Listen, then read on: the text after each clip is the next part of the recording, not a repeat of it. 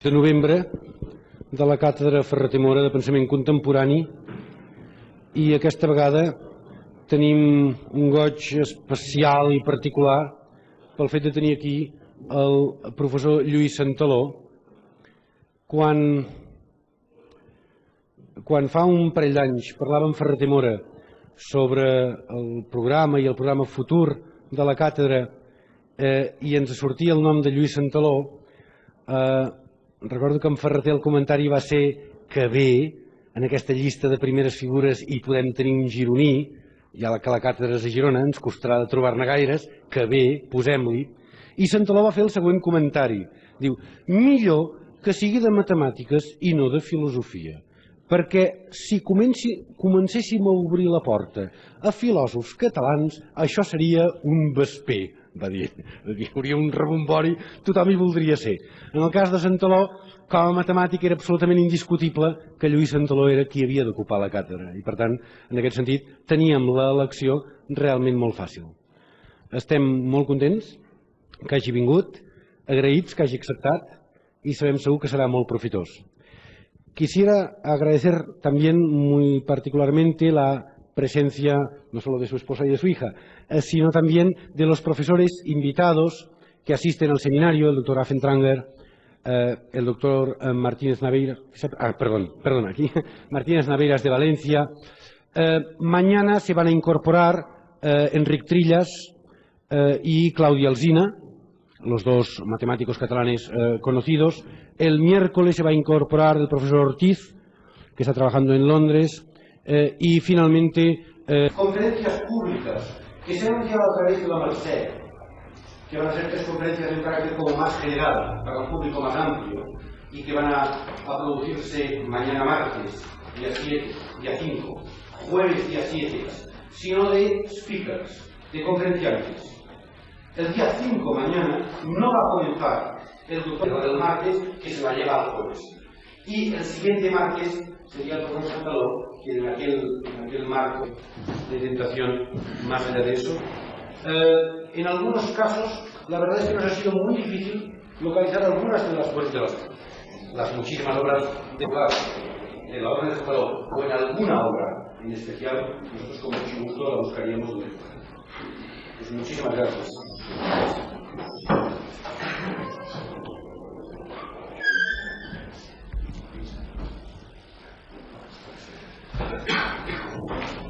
Moltes gràcies, amics de Recaules, per la presentació. Únicament poques paraules d'introducció per dir-vos de l'especialitat.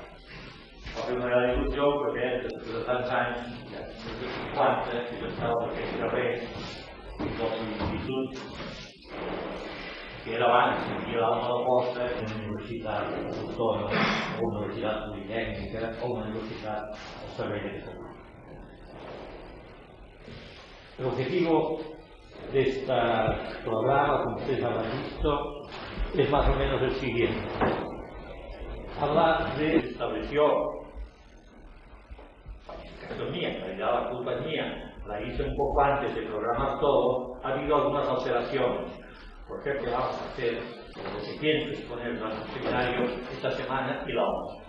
Después empezaríamos, pues no se puede hacer historia de la matemática en 4, ni en 5, ni en 10 sesiones, pero sí se puede ir a la matemática. Sobre todo, me interesa mucho hacer notar, cuando llegue su día, la comparación con lo que era la matemática del año 1000, ya que por este sistema de numeración decimal vamos a celebrar centenarios, 5 centenarios, milenarios, etc. Antes que nada, entonces, deberíamos ponernos un poco de acuerdo sobre qué entendemos. Los primeros grados de la enseñanza ha tenido la aritmética y la matemática. Es algo que era, a golpe de sentirlo tantas veces, repetir lo que es, de leer la importancia de la matemática, ya sabemos todos lo que es.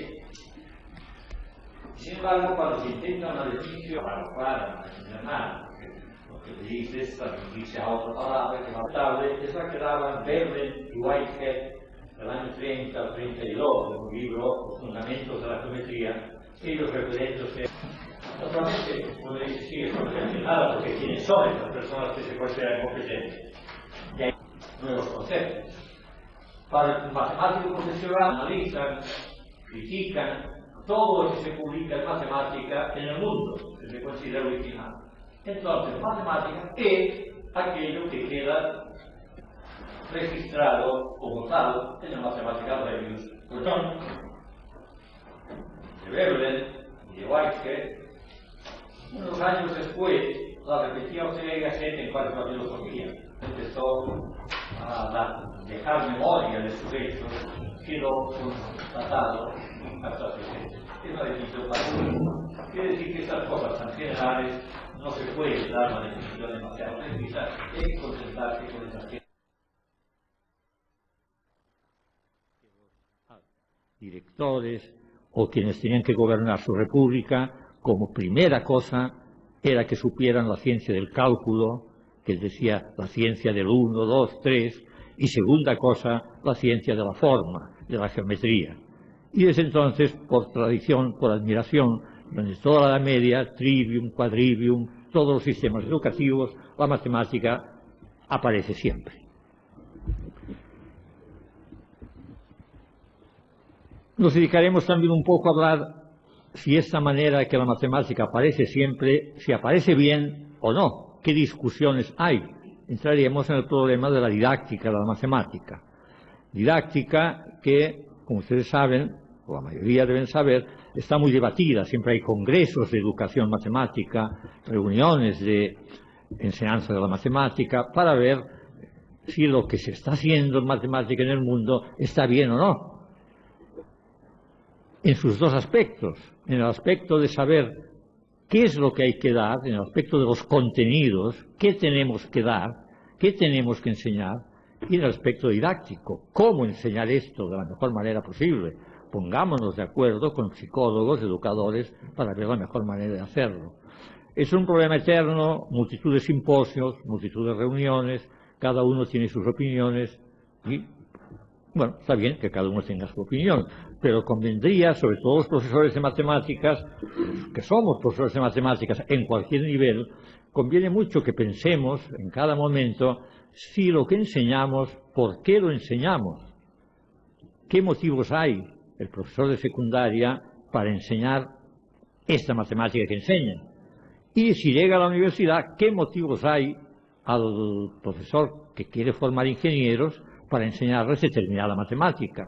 O al profesor que quiere formar bioquímicos, ¿qué motivos tiene para enseñar tal matemática? Si efectivamente lo va a necesitar o no, porque muchas veces esto se olvida y muchas veces por inercia tenemos todos los educadores mucha inercia de educar tal como fuimos educados.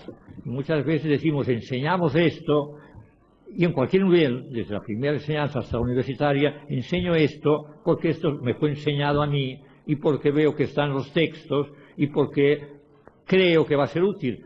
Pero hay que reflexionar si realmente esto es cierto o no, porque la sociedad, el mundo evoluciona de muchas maneras, pero sobre todo la característica fundamental del momento de ahora, desde finalizar el segundo milenio, es la velocidad. Es decir, el mundo cambia a una velocidad como nunca había evolucionado. En el curso de una vida, yo pienso, por ejemplo, en el caso mío, para poner el ejemplo que tengo más a mano, en este siglo XX, que muchas veces ha sido muy criticado de si es un siglo de calamidades, si es un siglo de cambalache, si es un siglo desgraciado. En el fondo, creo que es un siglo que va a pasar a la historia. No sabemos los siglos que van a venir, pero hasta ahora no ha habido ningún siglo que en tan poco tiempo pasaran tantas cosas. En el margen de una vida hemos visto que el hombre volaba, que el hombre llegaba a la luna, hemos visto que el hombre se comunicaba por telefonía sin hilos, hemos visto la televisión, hemos visto que se curaban enfermedades que parecían incurables por los antibióticos, hemos visto una cantidad de progresos, hemos visto que la genética, hemos visto que se producen más alimentos de los que se podían esperar, y todo en el margen pequeño de un siglo. Si comparamos con lo que pasaba en los siglos anteriores, en que todo estaba muy estacionado, en que el profesor común, recibía el título de maestro o de profesor, enseñaba durante 30 años lo mismo que había aprendido y se jubilaba y había sido un muy buen profesor posiblemente. ¿Por qué? Porque la ciencia avanzaba muy poco, el mundo cambiaba muy poco. Actualmente ya no hay libro de texto que resista más, unos libros de texto que yo veo aquí míos, que resistan más de 10, 15 años. Los elementos de Euclides duraron 2000 años. Es decir, hay una velocidad de cambio tan grande que hace que, bueno, por lo menos tengamos que pensar que esto obliga a cambiar también los programas, cambiar la manera de ver las cosas. Esto como tema general, influencia de la velocidad de cambio en la matemática a fines del segundo milenio, para pensar un poco qué vendrá en el tercer milenio. Pensar sobre el futuro nunca lleva mucho a nada porque nadie lo puede asegurar, pero ayuda a planificar un poco. Pensemos, por otro lado, las distintas cualidades de la matemática. Si habíamos dado a este simposio, a estas reuniones, la matemática, una filosofía, una técnica, un arte, podríamos decir. Entonces, repasemos un poco. La matemática es una técnica, la matemática es una ciencia, la matemática es un arte, la matemática es una filosofía, la matemática es una magia. Estos distintos aspectos hay que considerarlos también. Hay que considerar porque todo forma parte de este conjunto amorfo, no amorfo, ese conjunto grande, ese edificio inmenso que llamamos matemática, que como decía antes, no sabemos definir, que para mucha gente, ya que no la sabemos definir exactamente, es algo estable. He pensado muchas veces que a la matemática se puede aplicar una frase de un poeta argentino, José Luis Borges, que decía, hablando de Buenos Aires, pero seguramente se podría decir de cualquier ciudad quien haya nacido y vivido en ella. Borges decía de Buenos Aires: a mí se me hace cuento que ha empezado Buenos Aires. Lo juzgo tan eterno como el aire y el viento, con el aire y el agua. Muchos también en la matemática se les hace cuento de que ha empezado, de que ha nacido, de que ha evolucionado. Parecería que es algo, 2 más 2 son 4, ahora por los siglos de los siglos, y toda la matemática debe ser igual. Sin embargo, no. Según las distintas épocas, iremos viendo, la matemática ha tenido distintos aspectos, se ha modificado, ha cambiado, ha presentado diversos matices muy diferentes. Primero, una cosa indiscutible, empecemos por lo menos discutible, es que la matemática por lo menos es una cosa útil a la técnica.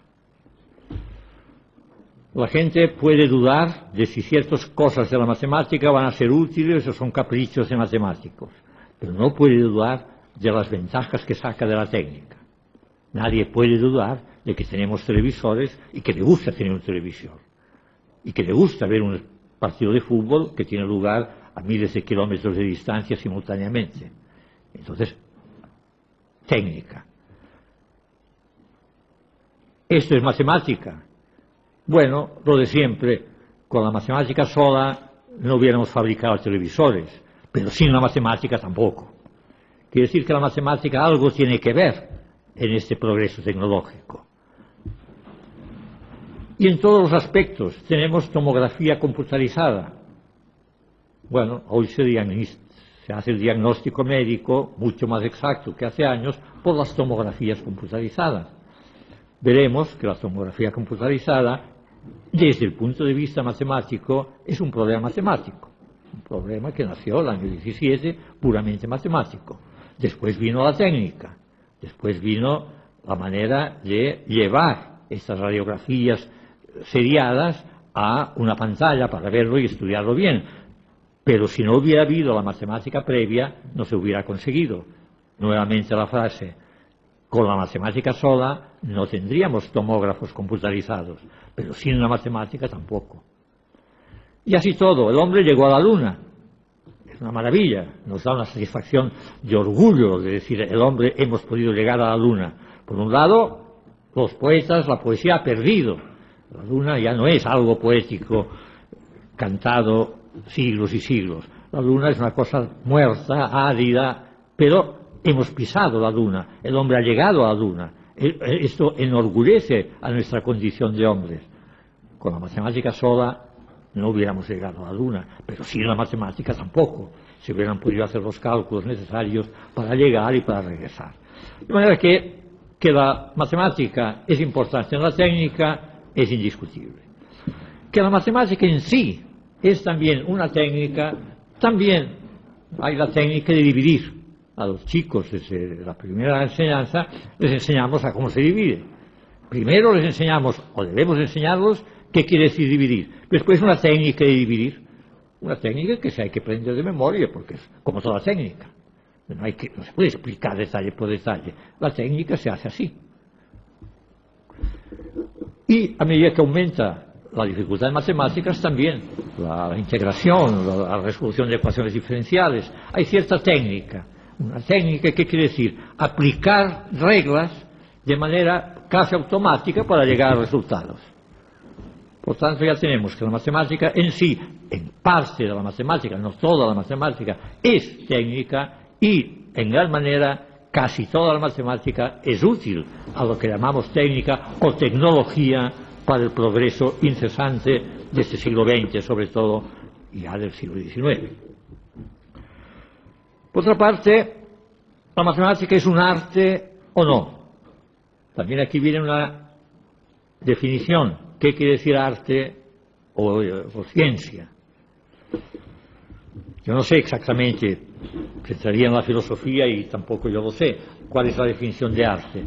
Pero una de las características que me ha parecido casi siempre más claras entre arte y ciencia es que el arte crea y la ciencia descubre. Esto, si no es una definición, porque los límites no son muy precisos, sin embargo yo creo que es muy útil. En general el científico descubre. El bacilo de la tuberculosis, antes de que existía Koch, existía. Koch lo descubrió. Si no hubiera vivido él, alguien tarde o temprano lo hubiera descubierto. No creó, estaba. Cuando Fleming descubrió la penicilina. La penicilina ya estaba. Si no hubiera existido Fleming, tarde o temprano alguien otro lo hubiera descubierto. Y lo mismo con Pasteur, la microbiología. En general es científico. Si no hubiera habido Volta, que estudiase cómo se mueven las patas de una rana y allí nació la electricidad, lo hubiera hecho otro, pero la electricidad ya existía. O sea, el científico en general descubre, no es un creador, es un descubridor. Como Colón descubrió América. Nadie dice que Colón creó América, descubrió América. Si no hubiera sido él, otro lo hubiera hecho. En cambio, el artista no. El artista en general crea. Si no hubiera habido Beethoven, puede muy bien ser que el himno de la alegría no hubiera existido nunca. Si no hubiera existido Velázquez, yo creo que hay probabilidad uno, casi seguro, que las meninas no hubieran sido pintadas. Si no hubiera existido Picasso, Guernica no hubiera sido dibujado. Es decir, el arte sí que es creador, es algo que el hombre o el artista crea. Y la matemática también estamos en este intermedio. Por un lado, la matemática descubre. Por ejemplo, la matemática descubrió ya en la época de los griegos que hay 5 poliedros regulares y no hay más de 5. Y si no los hubieran descubierto los pitagóricos y Platón, alguien los hubiera descubierto, porque son 5 y nada más que 5 y acá están. Los conozcamos o no los conozcamos, ahí están. No los crearon los matemáticos, los 5 poliedros regulares. Y hace muchas cosas. Los números primos existen, ahí están los números primos. Se da la definición y ahí están. No se descubren los números primos, no se crean, se descubren. No puede calcular, ahora han calculado un número primo que tiene, creo que son 36.000 cifras, no sé, ya lo veremos. Pero lo descubren, el número primo existe. De manera que gran parte de la matemática es también ciencia, descubre, no crea. Pero hay otra parte que ya es más discutible. Por ejemplo, si Euclides no hubiera existido y no hubiera establecido los 5 postulados para edificar la geometría, ya es dudoso de que alguien lo hubiera hecho.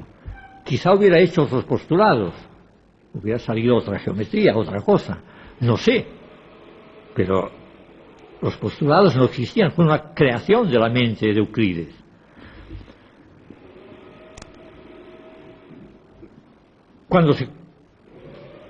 Hay muchos capítulos de la matemática la teoría de grupos. Sí, la teoría de grupos, los grupos existen o no existen, no sé, pero si no hubiera existido Galois, quién sabe si hubiéramos tenido esta idea de grupo. La matemática en ciertos aspectos y en ciertas cosas también crea, por eso se dice que también la matemática es arte y ciencia al mismo tiempo, crea y descubre.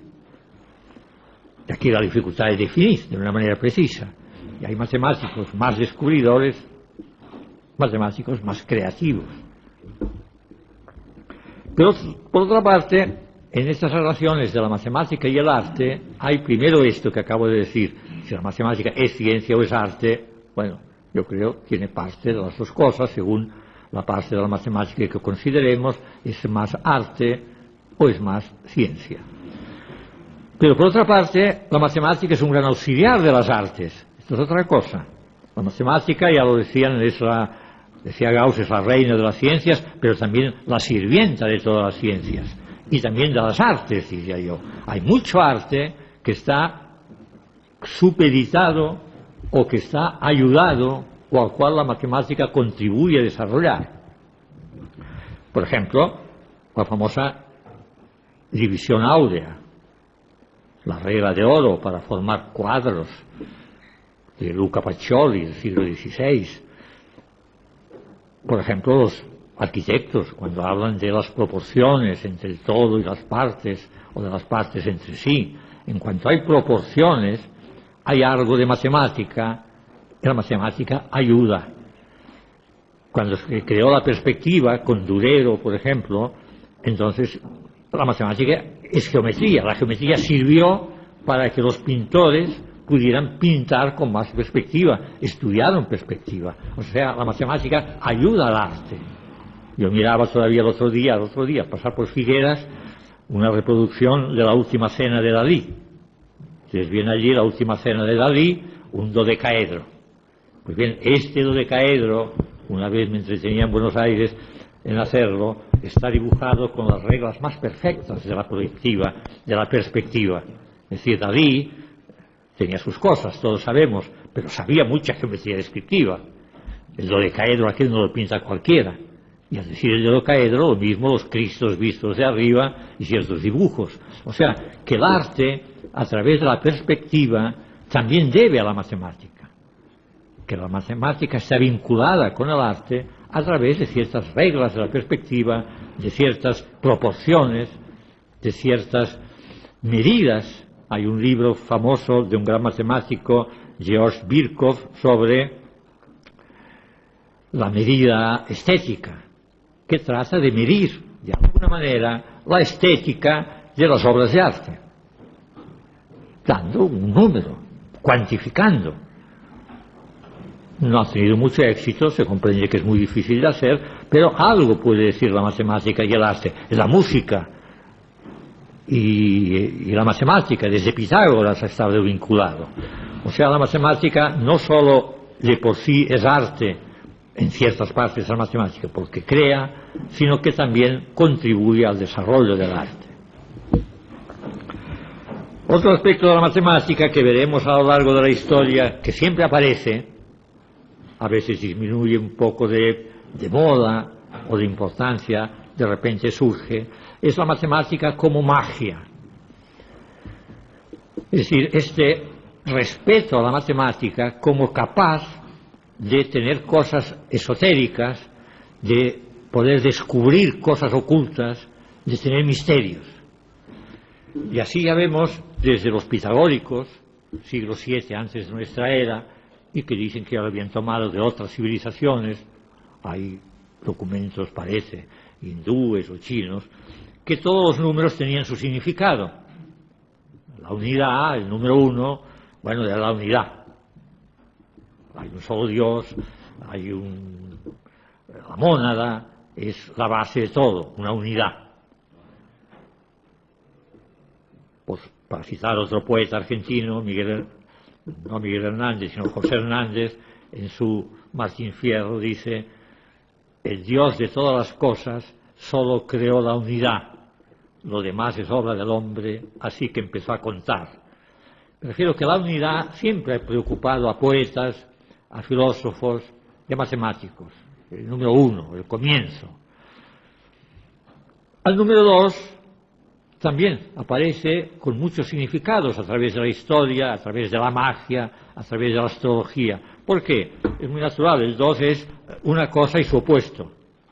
En los partidarios, que a veces está muy de moda, de la cultura o de la civilización china, es el yin y el yang, la noche y el día, el masculino y el femenino, el bien y el mal, cada cosa y su opuesta. Esta es el número 2, tiene su significado. El número 3 también aparece siempre, o casi siempre, la Trinidad. Es el conjunto de las dos cosas más el conjunto de las dos. Es decir, el día y la noche más el todo. El 4, bueno, no sé por qué, parece que los pitagóricos juraban por el número 4, le daban una importancia tremenda, un respeto al número 4, parece porque era el primer número que era el cuadrado, 2 elevado al cuadrado da 4, por lo que fuera. El 5 siempre ha tenido sus particularidades, en particular porque había 5 poliedros. Platón decía porque hay 4 elementos: tierra, agua, aire y fuego, y el quinto es el conjunto de los 4, bueno, para formar el número 5. El 6 ha tenido también, los astrólogos lo han utilizado, y sobre todo el 666 es el número de la bestia del Apocalipsis, y a través de la historia uno se encuentra a veces citas. Por ejemplo, para preparar estas conferencias yo leía que por la mitad alrededor del siglo X, el año 1000 o el año 1200, un emperador de Sicilia, un rey de Sicilia, estaba peleado con el Papa Inocencio IV, creo que era. Entonces hacían combinaciones, a cada letra le daban un número, los astrólogos de la época. Entonces, buscando a las letras del nombre Inocencio IV, dándole ciertos números e interpretaciones, sería el número 666, número de la bestia del Apocalipsis. Por tanto, yo no tengo por qué obedecer al Papa, y no lo obedecía. Esto parece, visto desde ahora, como un chiste, una curiosidad, una anécdota, pero en aquella época era serio, es decir, era lo que constituía el valor de la matemática. Por eso San Agustín decía: cuidado con los matemáticos, porque es muy probable, o puede ser, que tengan pactos con el demonio. ¿Por qué? Porque se creía de los números que tenían ciertas propiedades, que los matemáticos, algunos, por tradición, porque lo oían de sus maestros, lo repetían, otras veces porque lo inventaban, otras veces en provecho propio, pero el hecho es que siempre encontraban propiedades místicas. Todavía no hace mucho, por ejemplo, leía un artículo, no hace mucho, que se habían entretenido en buscar propiedades del número 153. Decían, ese es un número importante. ¿Y por qué es importante el 153? Porque es el número de peces que el apóstol Pedro sacó cuando no había peces, y Jesucristo le dijo: tira nuevamente la red. Hombre de poca fe, tiró la red y pescó una cantidad enorme de peces, que dice el Evangelio que eran 153. Entonces empezó a hacer filosofía de este número 153 también. ¿Por qué eran 153 y no eran 154? Bueno, porque algunos tenían que ser, pero no. Se ha descubierto que el número 153 era, por un lado, un número triangular. Quiere decir que 153 es 1 más 2 más 3 más 4 más 5 hasta 17. O sea, es la suma de números sucesivos. Estos se llaman números triangulares, que se pueden disponer en forma de triángulo. Y segundo, porque es uno de los pocos, creo que hay 4 o 5, muy pocos números, que ellos son igual a la suma de los cubos de sus cifras. Por ejemplo, 153 es igual a 1 al cubo, que es 1, más 5 al cubo, que es 125, más 3 al cubo, que es 27. Si sumamos, es 153. Entonces, esas propiedades místicas de los números, buscando con números que aparecen en los libros sagrados o en las tradiciones o en lo que fuere, es lo que daba también importancia a la matemática. Y la matemática le debe mucho, porque sobre todo la teoría de números, estudiando esto de los griegos, números amigos, números perfectos, igual a la suma de sus divisores, números abundantes, mayores que la suma de los divisores, números deficientes, pues con todo esto, que ellos utilizaban para hacer horóscopos, para adivinar el porvenir, para buscar propiedades raras a la naturaleza, para poder entender después de todo la naturaleza a través del misterio de los números, pero esto les servía para estudiar matemática. Y de esta manera llegaron a estudiar teoremas importantes de teoría de números. Todavía muchos sin resolver. De manera que también como magia la matemática ha jugado su papel. Hay un cuadro famoso de Durero, La melancolía, con un cuadrado mágico. Un cuadrado de 16 números dispuestos de manera, de un cuadro, que sumando horizontalmente las filas o verticalmente o las diagonales da el mismo número. Creo que es 35 en este caso de Durero. Son los cuadrados mágicos. Han sido estudiados los cuadrados mágicos, que se han encontrado ya cuadrados mágicos en las civilizaciones chinas e hindúes, cosas que datan de muchos siglos, posiblemente iban pasando de civilización en civilización. Siempre ha habido el hombre curioso que en vez de transportar de la China a Grecia especies, bueno, pues transportaba un cuadrado mágico, una serie de números con ciertas propiedades. Y esto hacía que en todas las civilizaciones se han repetido a veces propiedades de los números. Pero esto, que nos parece un poco infantil, que es importante, aparece en libros al estilo de Las Mil y una Noche, sin embargo, está tan dentro del hombre que no ha desaparecido tanto como parece. Ahora los físicos no hablan tanto de los números, si son perfectos o si son números amigos, pero en cambio hay el fanatismo de los grupos. Hay una partícula nueva, corresponderá a qué grupo, al SU3. Entonces, si este grupo y algunas ecuaciones de este grupo dan unos autovalores convenientes, dicen ahí está, la importancia es el grupo. Es decir, se ha dado importancia a las ecuaciones, no tanto al número 3, que representa la Trinidad, o al número 7, que representa, qué sé yo, el número de candeleros del Apocalipsis, o el número de días de la semana, pero sí a las ecuaciones. Todavía en el año 60, Heisenberg, el gran físico, buscaba una ecuación única que tuviese todas las simetrías posibles, o el máximo de simetrías, llamaba simetrías a grupos de transformaciones en sí misma, para explicar con una sola ecuación todas las partículas elementales, desde el átomo hasta el electrón, hasta las partículas elementales, en una sola fórmula. Es decir, era el mito, el deseo del hombre de interpretar de alguna manera. Para los pitagóricos era un número, el número 4. Para los físicos actuales es una ecuación. Ver si esta ecuación contiene o explica la naturaleza. ¿Qué tiene que ver una partícula que nace y muere a los pocos millonésimas de segundo con la ecuación diferencial no lineal? Lo sabemos.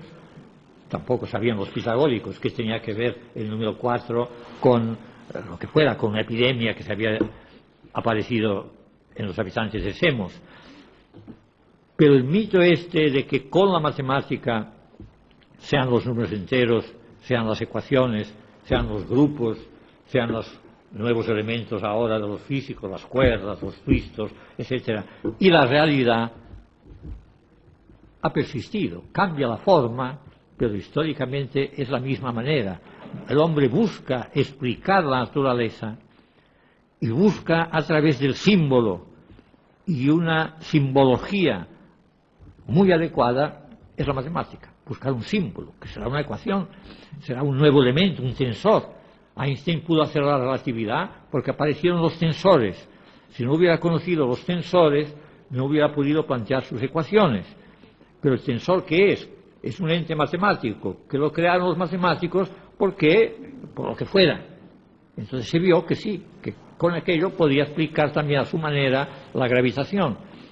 Es decir, que la matemática como magia, en ciertas épocas de la historia, era lo que realmente llamamos magia. Pero en el siglo actual sigue teniendo algo de magia, sobre todo cuando se quiere aplicar a la interpretación de los fenómenos naturales.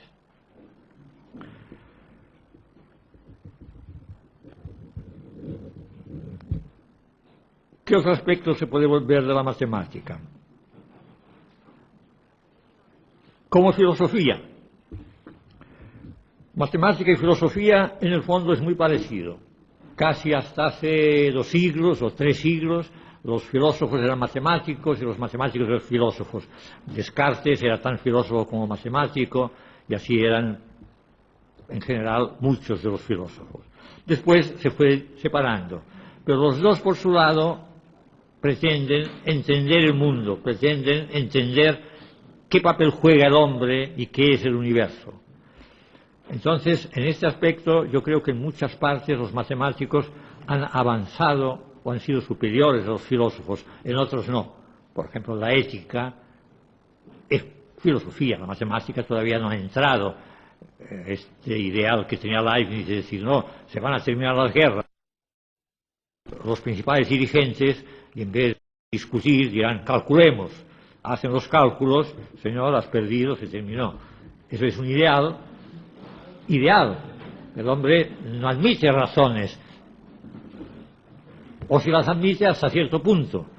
De manera que en la actuación, en cuestiones éticas, la matemática o no se aplica o no se quiere aplicar. Pero este ideal, ya digo, de sustituir todo, reducirlo todo a parte matemática, resolver el problema y atenerse a la solución, lo que evitaría las guerras, en vez de estar reunidos en Madrid ahora árabes, israelíes, para ver si hay guerra o es paz. Lo mejor sería, en vez de reunirse políticos, que se reunieran matemáticos de ambos lados, hicieron el cálculo, cuántas bombas tiene, cuántos aviones, qué tal, y así, señor, se terminó todo. Después de 3 días de reunión ya hemos acabado. Tendrían otras razones, tendrían otros motivos, pero seguramente más pacíficos. No sé. El hecho es que la matemática, en ciertas cosas de la actuación humana, no ha intervenido, pero en otras sí.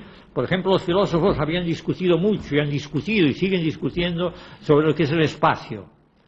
Sin embargo, me parece que la única manera de entender bien lo que es el espacio es viendo el libro de Fréchet, Espacios Abstractos, el año principios de siglo, o viendo la obra del polaco Banach, Espacios de Banach. Es decir, el espacio definido matemáticamente es una cosa clarísima.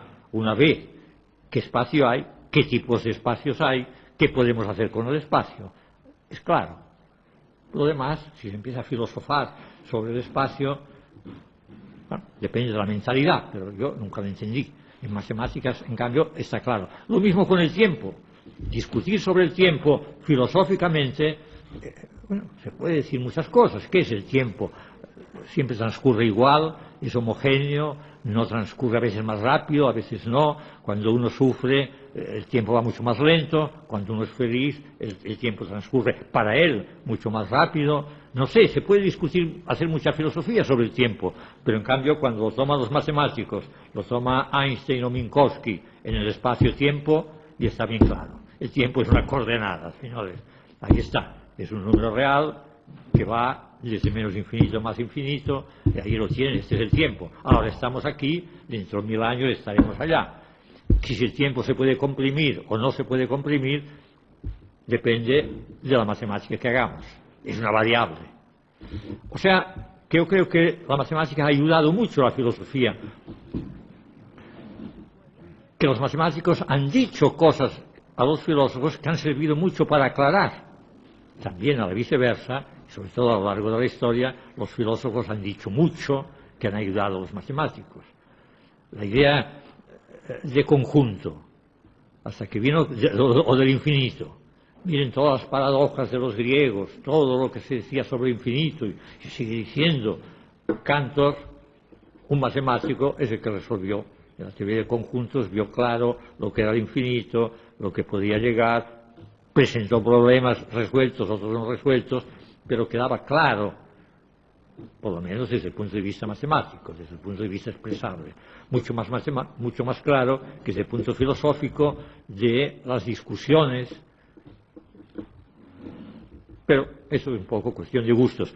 Quiero decir que no es que me oponga de ninguna manera a la filosofía, sino que, menos en esto que se trata de pensamiento filosófico contemporáneo, es muy importante la filosofía, pero la matemática ha colaborado con la filosofía de la misma manera, por lo menos, como la filosofía ha colaborado con la matemática a lo largo de los siglos. La matemática nació en Grecia por manos de los filósofos, y la matemática le debe a Descartes toda la geometría analítica, y Descartes fundamentalmente era filósofo. Le debemos mucho a los filósofos, pero también los filósofos deben a la matemática que ciertos puntos se han aclarado.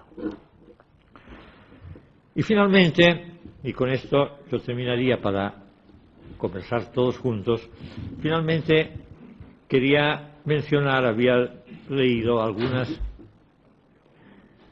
opiniones sobre la matemática. Porque es curioso, la matemática, como decía, todo el mundo opina sobre la matemática porque todo el mundo en un momento u otro de su vida ha tenido que ver con la matemática. De manera que todo el mundo tiene su opinión. A mí no me hables de matemática, no la entiendo. Yo ni la entiendo ni la quiero entender. A mí me gusta mucho. La matemática es fácil, la matemática es difícil.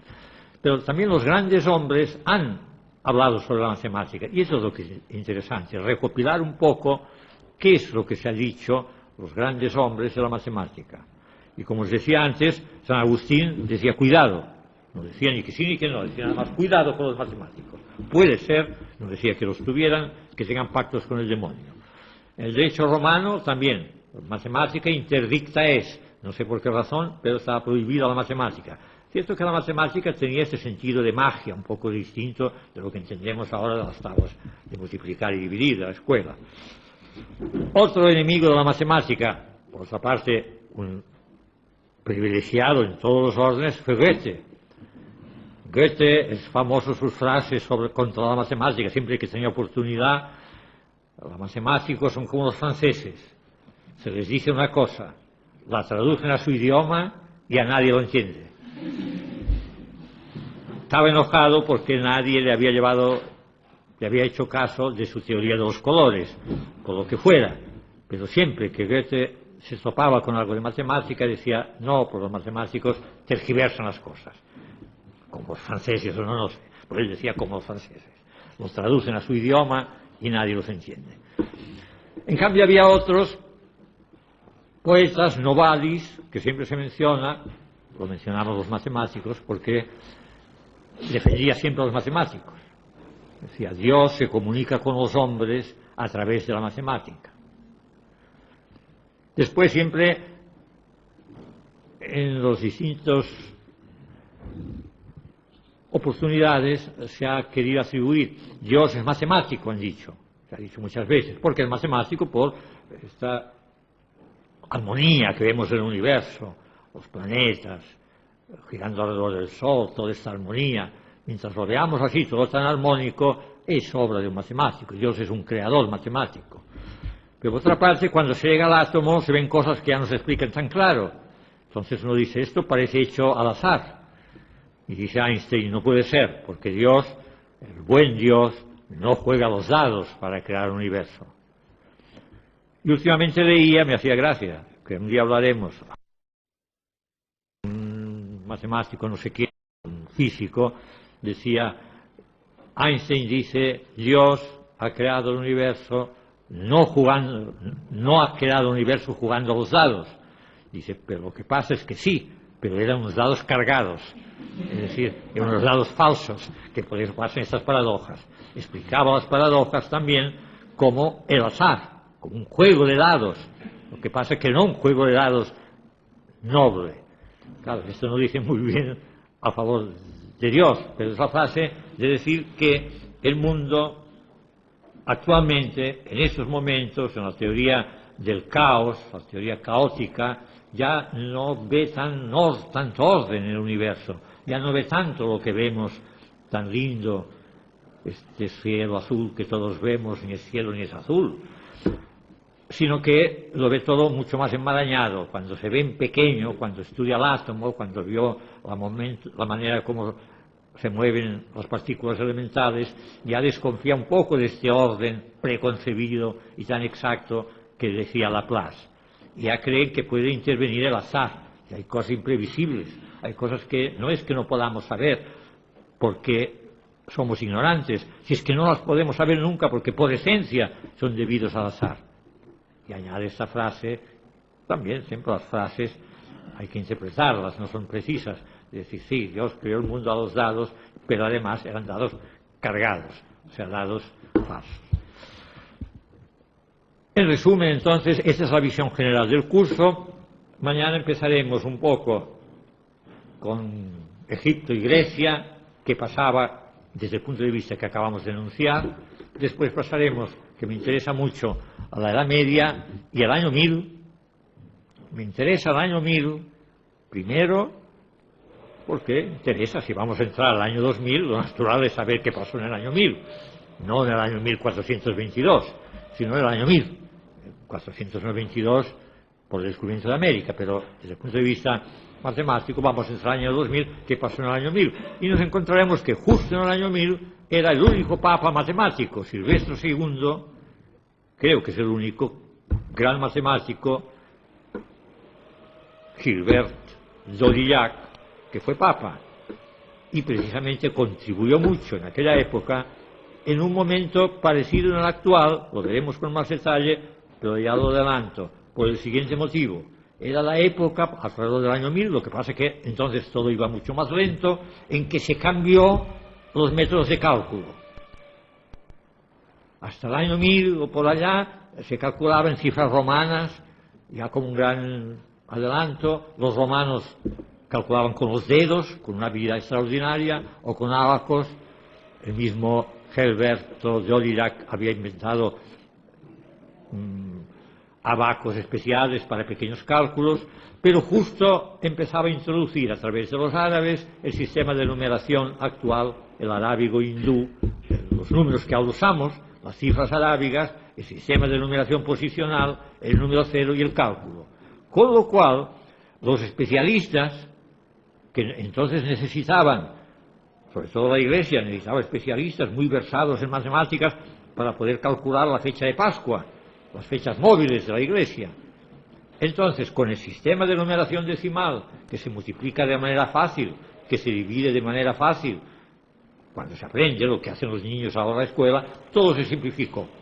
Entonces, el Papa Silvestre II contribuyó mucho a decir, no, el sistema de numeración proviene de los árabes, proviene de los infieles, pero sin embargo conviene que lo estudiemos porque es mucho más ágil, mucho más práctico para los cálculos, que no, imagínense ustedes una división en cifras romanas, no sé, debe ser complicadísimo, no sé cómo lo hacían a base de ábacos y gente muy experta. Esto alrededor del año 1000.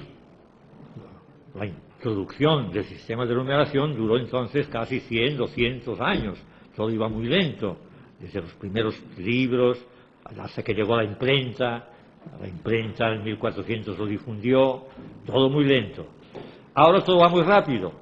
Ahora estamos en el año 90, 91, hace 40 años empezaron las calculadoras electrónicas. Y en estos 40 años, cuando lleguemos al año 2000, ya la ciencia del cálculo cambia, pero radicalmente. Hay más diferencia, seguro, entre cómo se calcula ahora con las computadoras a como se calculaba hace 50 años sin las calculadoras electrónicas, que cuando se empezó el sistema arábigo hindú actual y se empezó a dominar el sistema de numeración decimal en comparación al sistema de numeración romana o a otros sistemas de numeración que se utilizaban. La diferencia es enorme. Entonces ya era difícil con los ábacos calcular números de 3 o 4 cifras. o 5 cifras, ya les costaba. Hacer una regla de 3, había que dividir, era problema dificultoso. No tenían el elemento de cálculo.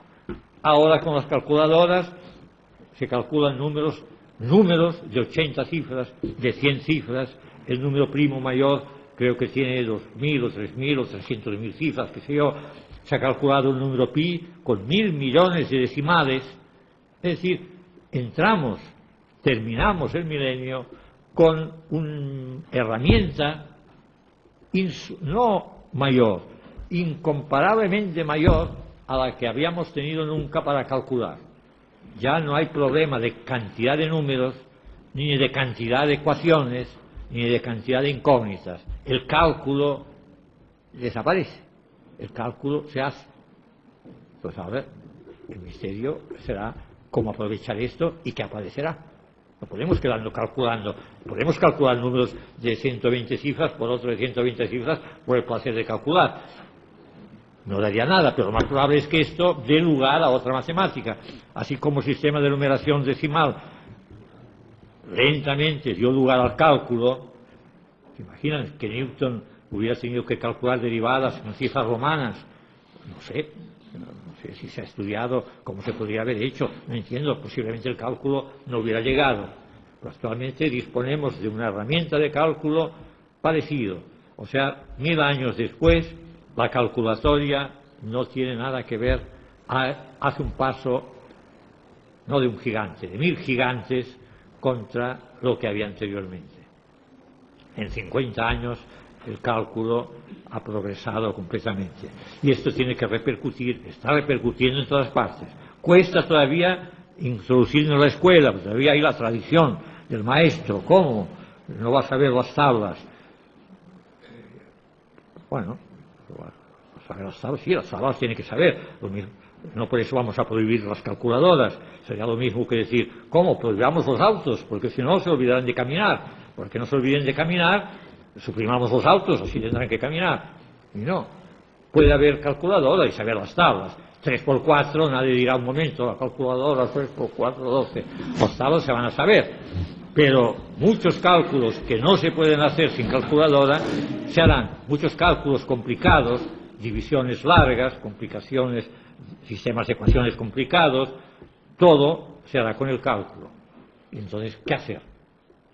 O bien los profesores nos quedamos sin trabajo, porque ya lo hacen todas las máquinas, o bien habrá que inventar y esto es lo que vamos a discutir la semana que viene, de los últimos días, qué nuevas cosas, qué nuevos horizontes aparecen para estudiar, entre otras cosas, por instinto de conservación, para no quedarnos sin trabajo los matemáticos profesionales. Yo que daría, si Terricabras, abierto el debate, les recordaría que está el profesor Naveiras y el profesor Affentranger, que son especialistas, uno en cuerpos convexos, geometría de cuerpos convexos, geometría diferencial y en topología, si hay alguien que esté interesado en algún problema, o en en fin, hasta hacer un poco de debate por ahí entre todos, despertar ideas o inquietudes, como creo que es el objeto de este seminario. Y ahora, si luego tengo una pregunta, pasaremos un micro, para que se pueda grabar.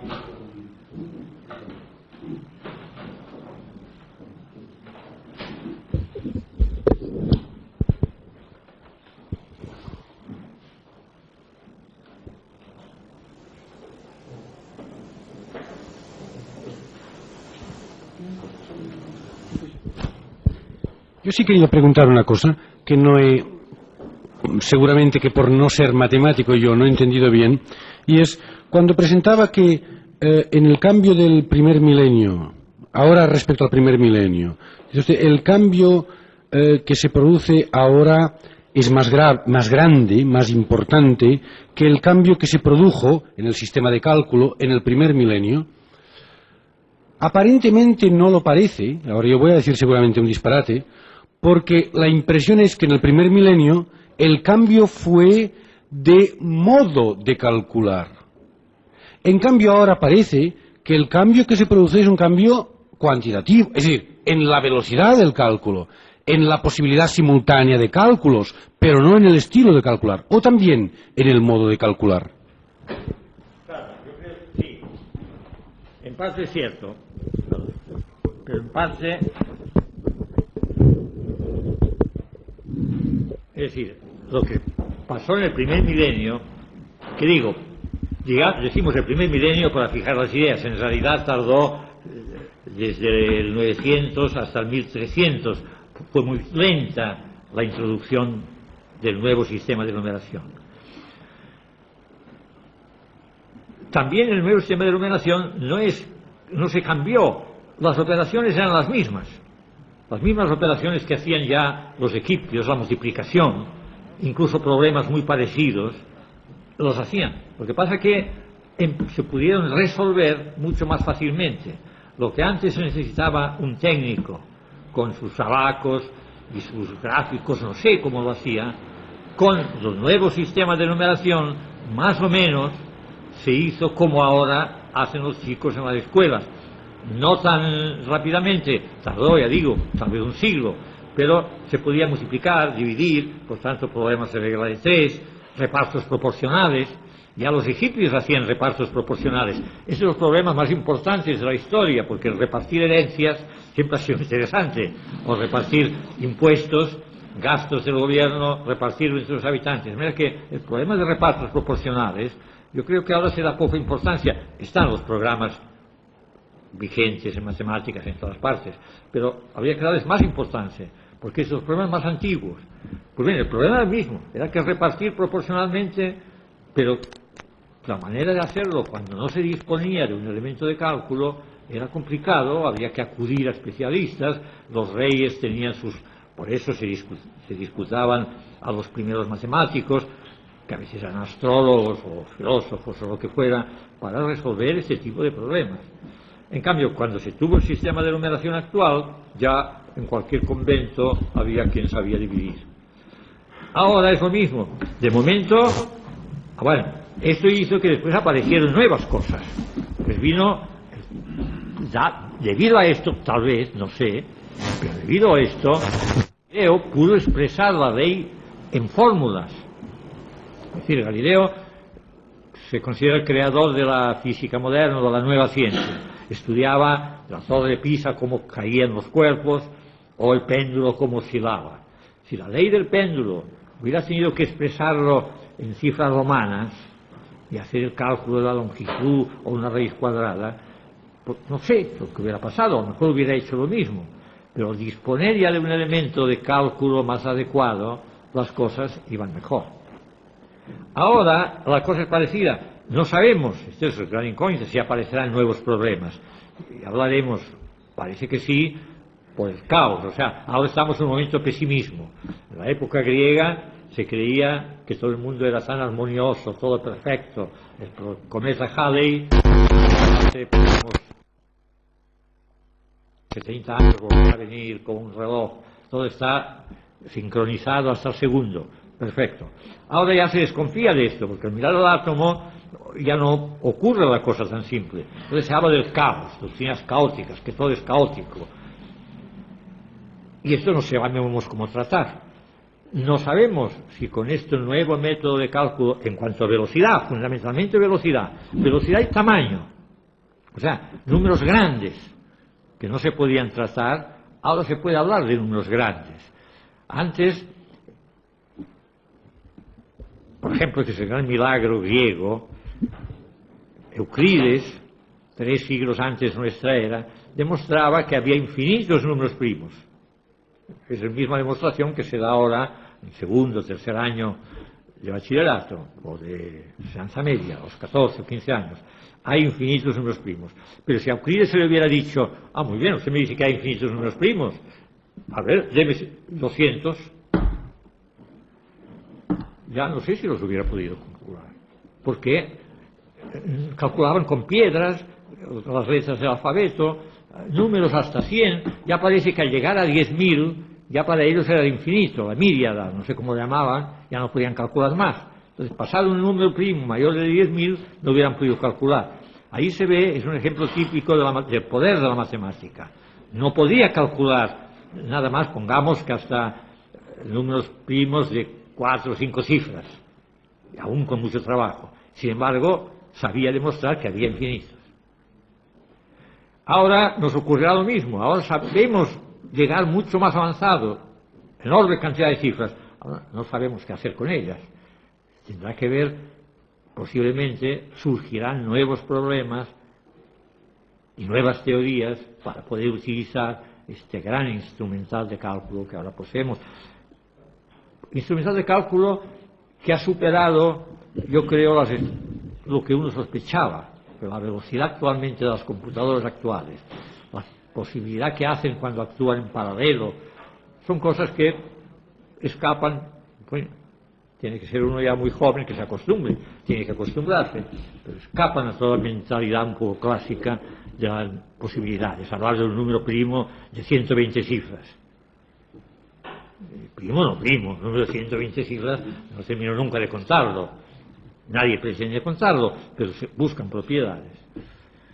Por eso, esta es la comparación principal que creo que hay que hacer. Es decir, estamos en un momento en que en cuanto a cálculo, rapidez, cantidad de cifras, tamaño, hemos superado cualquier cosa. Ahora, ¿qué hacer con esto? ¿Con esto podemos interpretar mejor la naturaleza? No sabemos.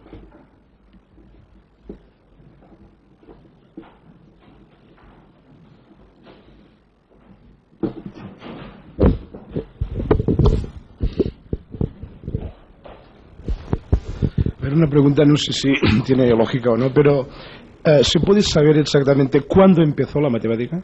O sea, no me refiero a los escritos que hay, sino cuándo se empieza a decir esto es matemática y no es cálculo numérico o como queremos llamarle, ¿no? O sea, el instante, instante o periodo, ¿no? Más o menos por ahí.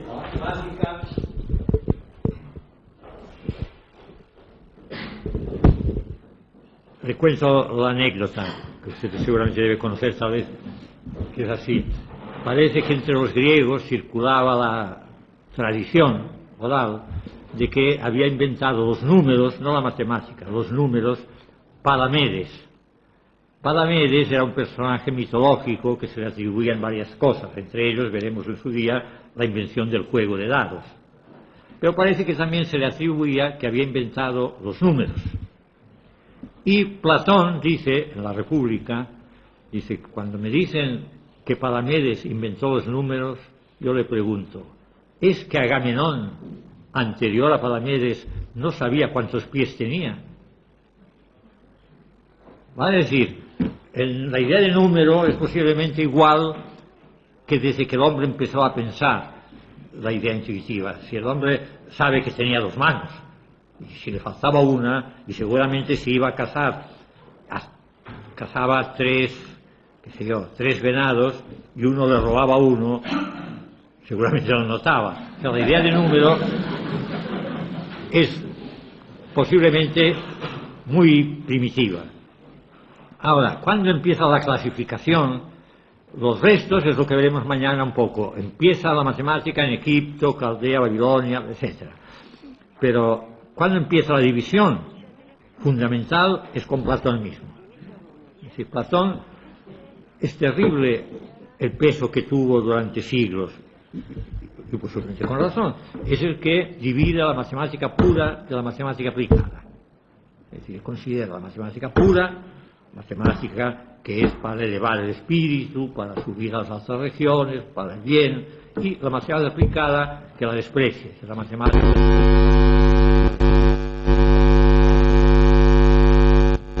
pura, matemática aplicada. La geometría también distingue geometría de la... Y así fue evolucionando.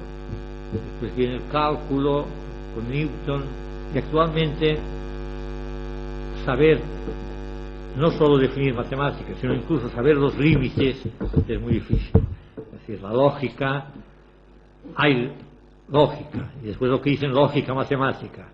Dónde empieza una y termina la otra no creo que sea, no está definido. Y lo mismo, dónde llega la matemática y dónde se dice hasta aquí, esto es matemática, esto no es. Ahora hay teorías de la decisión, teoría de la información, teorías donde reconstrucción de imágenes, no se sabe bien si es matemática, si es física, si es filosofía, los límites precisos no están. Y cuando nació, yo creo esto, la idea de número, posiblemente desde que el hombre tuvo entendimiento, tuvo algo de número. Ahora, los números como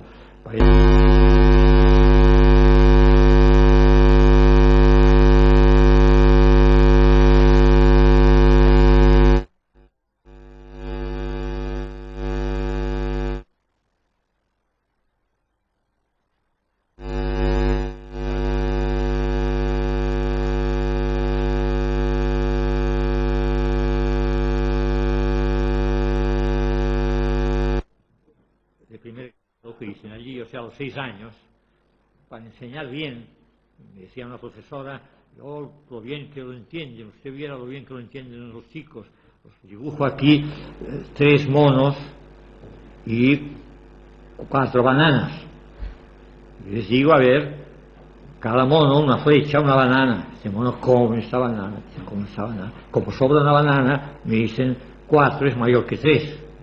Tiene la idea de que 4 es mayor que 3. O bien a veces dibujo 3 jaulas y 2 pájaros. Entonces cada pájaro en una jaula y me sobra una jaula. Entonces 3 es mayor que 2. O sea, para enseñar a los chicos de 6 años que 3 era mayor que 2, hacía estos ejemplos. Y estaba muy contento y salía bien. Y yo le decía, yo no dudo que el chico lo ve muy claro, pero yo me parece que pierde el tiempo. Porque podemos hacer esta experiencia. Tomemos los chicos de preescolar, que no hayan oído hablar de matemáticas, los llamo a la mesa y les digo, miren, que los 5 años que se van a hablar. De manera que iguales, 3 caramelos para 2, 3 para 2. Pero a este, no, estos caramelos para vos, le doy 3, y vos, estos 2 caramelos. Igual para todos porque se han portado igual. Me extrañará mucho que este no proteste. Seguro que protestará. Es que no hacen falta jaulas y pájaros y bananas. Sí, la idea de número es algo que uno tiene intuitivo de pequeños números. Y después de aquí ya se va formando, ramificando y ayudando a la multiplicación. Sí.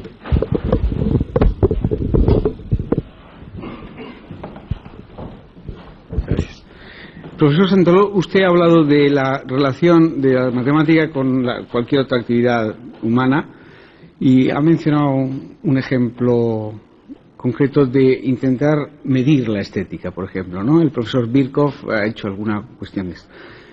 Yo estoy un poco interesado en el problema inverso, es un problema muy marginal quizá, que es ver la estética de la medida. Dicho de otro modo, es decir, ver la estética de las matemáticas. ¿Cuándo los matemáticos consideran que un teorema es elegante, por ejemplo? ¿Qué es una bella demostración? ¿Por qué el teorema de los colores del mapa es una demostración que no le gusta a nadie?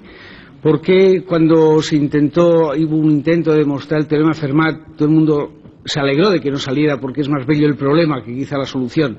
Es decir, ese sentido estético de las cosas de las matemáticas quizá es subjetivo y muy dentro del mundo de las matemáticas, pero ¿hay algo estructurado sobre esto, algo estudiado? No sé, nada, pero después no la pregunta. Yo creo que gran parte es subjetivo.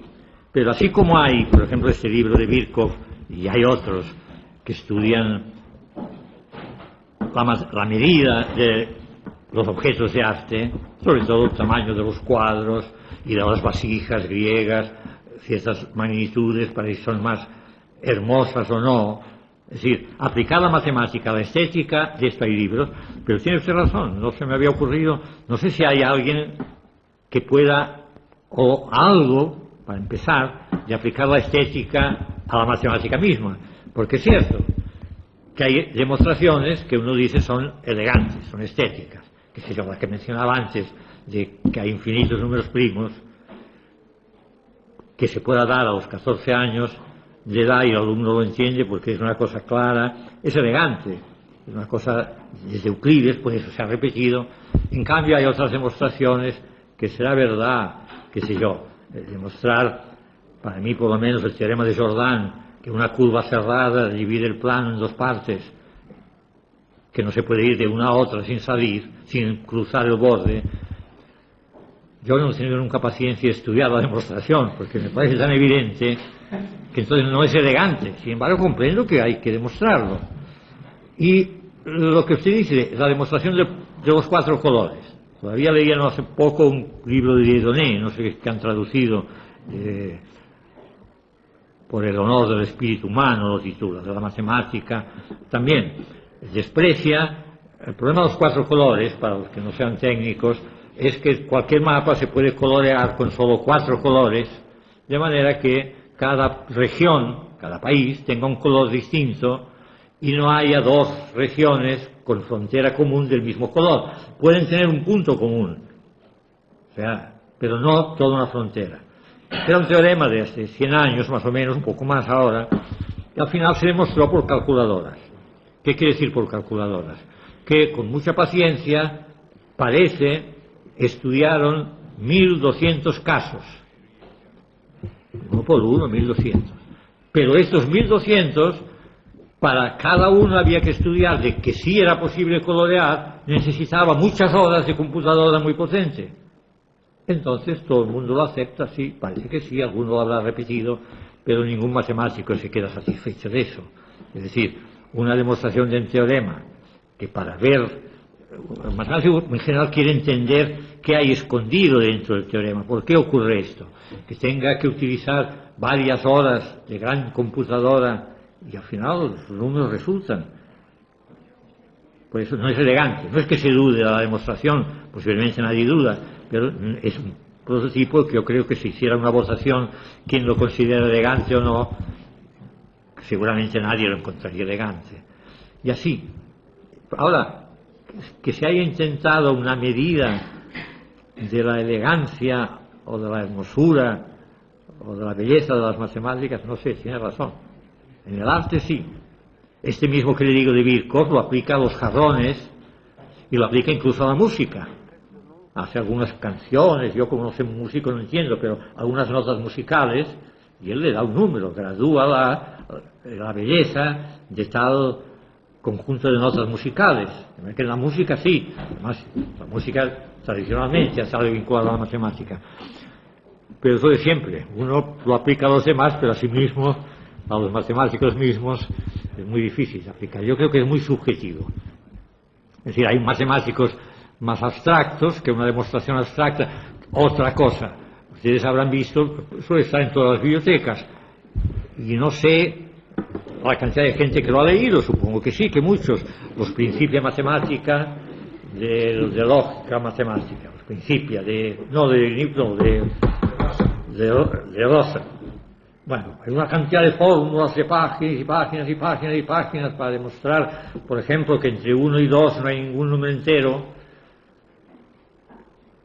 Que está bien, alguien lo tiene que hacer. Ahora, y a alguno le puede gustar, pero en general no agrada. Es decir, en general uno, como decía,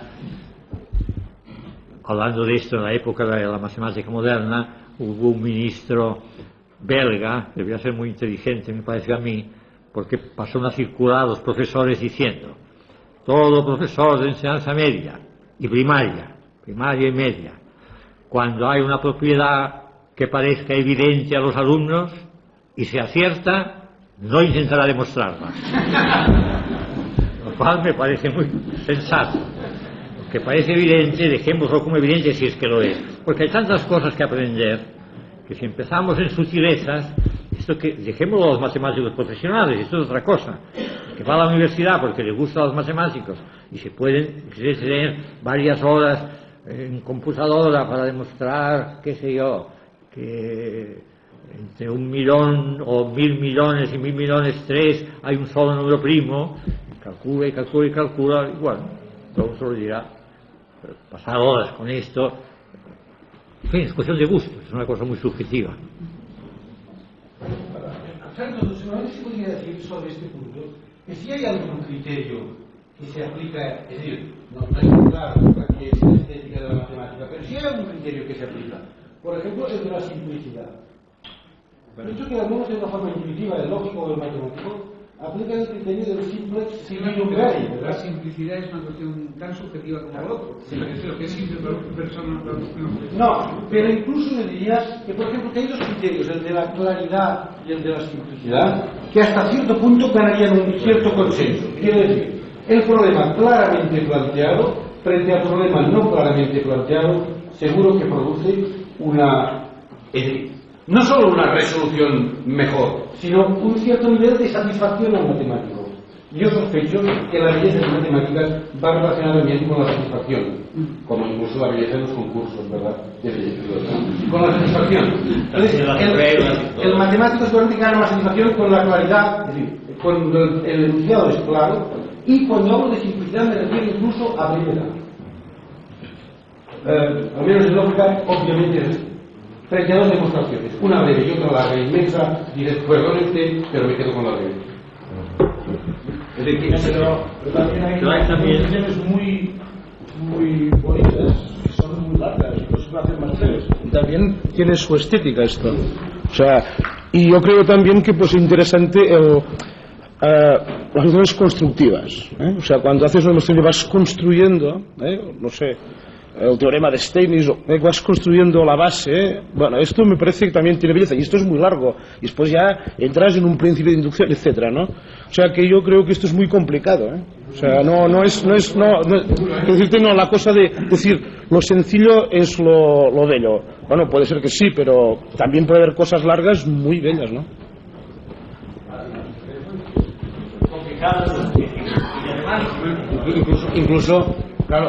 Incluso sería interesante saber, pero para eso habría que saber seguramente mucha historia de la matemática, si hay o no épocas más barrocas en matemática o menos barrocas.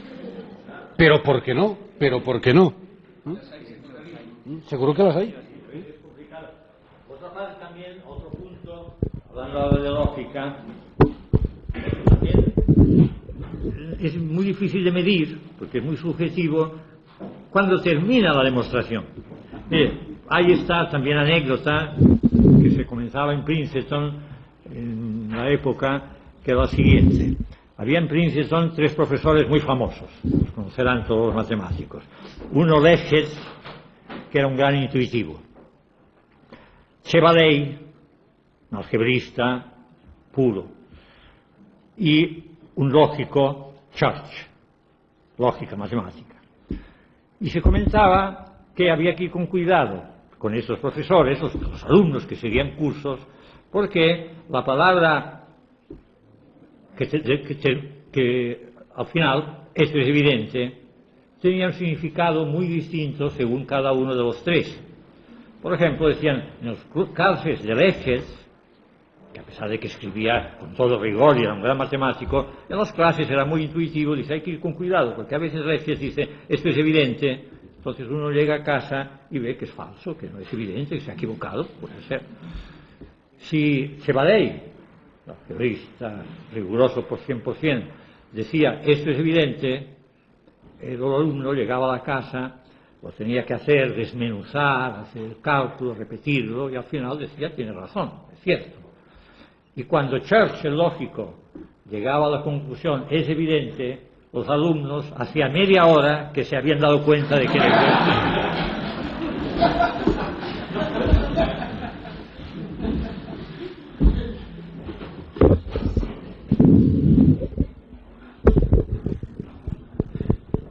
Bueno, yo quisiera hacer una pequeña observación sobre si la matemática es bella o no es bella. Hay una experiencia muy interesante de Felix Klein. Felix Klein es el creador del programa de Erlangen en la segunda mitad del siglo XIX. Y entonces ya se conocía toda la teoría de curvas y sobre superficies, se podían calcular perfectamente las líneas de curvatura, curvaturas principales, etcétera, y entonces él calcula, estudia sobre las distintas esculturas del mundo griego y romano las líneas de curvatura. Y la sorpresa fue bastante grande de que lo que la gente consideraba como más bellos, las estatuas más bellas de la antigüedad griega y romana, eran las que tenían unas ecuaciones diferenciales de más fácil solución. Esta anécdota de que ha sido estudiada por Felix Klein figura, por ejemplo, en un libro de introducción al estudio de curvas y superficies de un matemático polaco de Getz. Es un libro relativamente elemental de introducción a las curvas y superficies. De hecho, entonces, este problema, muy interesante que se ha planteado aquí, sí se lo han planteado, en concreto, Felix Klein, y lo ha abordado en este tema.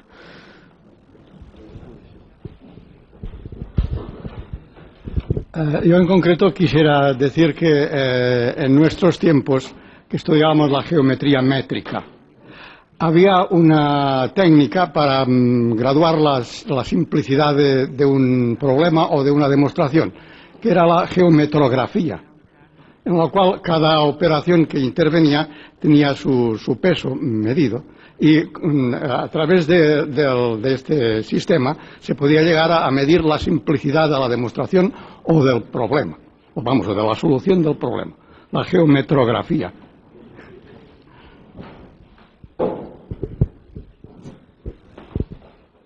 Eso es interesante, porque ahora hay la complejidad para los calculadores, que no es lo mismo que la dificultad del problema, sino la complejidad, o sea, la cantidad de tiempo de computador. Interesante. Muy bien, tras esta sesión inaugural no hay más cuestiones. Dejamos ya entrar en materia para mañana, hasta mañana a las 4:30. Gracias.